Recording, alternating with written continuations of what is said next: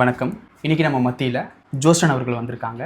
Joseph Peter. இன்னைக்கு ஆண்டவரை பற்றி ஒரு சில வார்த்தைகளை நம்ம அவர்கிட்ட கேட்க போகிறோம். இன்னைக்கு வந்து பார்த்தீங்கன்னா குட் ஃப்ரைடே. ஸோ அதை பற்றி சின்ன ஒரு தகவலையும் உங்களுக்கு நம்ம ஜோஸ்டன் அவர்கள் சொல்ல போகிறாங்க. வணக்கம் ஜோஸ்டன். வணக்கம். வணக்கம் ஜோஸ்டன். எங்கேருந்து வரீங்க? எங்கடா? நான் சென்னையிலேருந்து வரேன். சென்னையிலேருந்து வரேன். ஓகே ஜோஸ்டன், இன்னைக்கு என்ன நாள்? இன்னைக்கா Good Friday. Good Friday. Good ஃப்ரைடேனா என்ன ஜோஸ்டன்? குட் ஃப்ரைடேனா நம்மளுக்காக ஏசப்பா சிலுவையில நம்ம செய்யற ஒரு பாவங்களுக்காக அங்க ஜாட்டி வச்சு அடிச்சு அவர் ரெண்டு கையிலயும் ஆணி போட்டு கிடக்குது பாத்தீங்களா? இதை நம்மளால தான் தாங்கிடுவோமா? முடியவே முடியாது. ஆனா அவர் ஏசப்பானால நம்ம பாவத்தெல்லாம் அவர் ரத்தத்தால கழுவுறதுக்காக ஏசப்பா நம்மளுக்காக மறிச்சிருக்காரு சிலுவையில.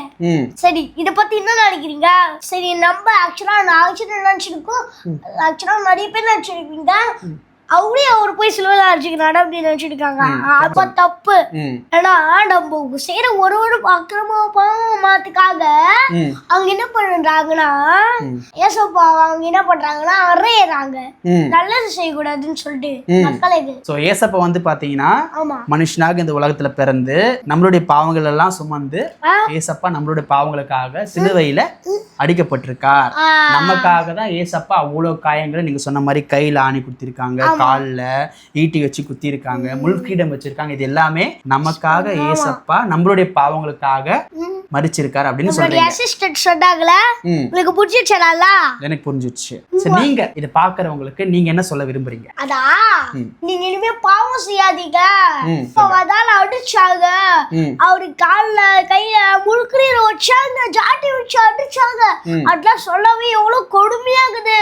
ஆனா ப்ளீஸ் இப்போவாது நீங்களா மனுஷங்களா இருந்து பணம் திருப்பிடுங்க.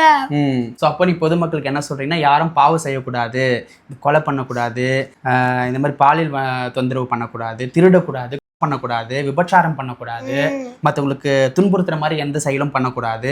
இந்த மாதிரியான விஷயங்களை நம்ம ஜோஸ்டன் அவர்கள் ரொம்ப அழகா உங்களுக்கு புரியும்படியாக சொல்லி கொடுத்தாரு. ரொம்ப நன்றி ஜோஸ்டன்.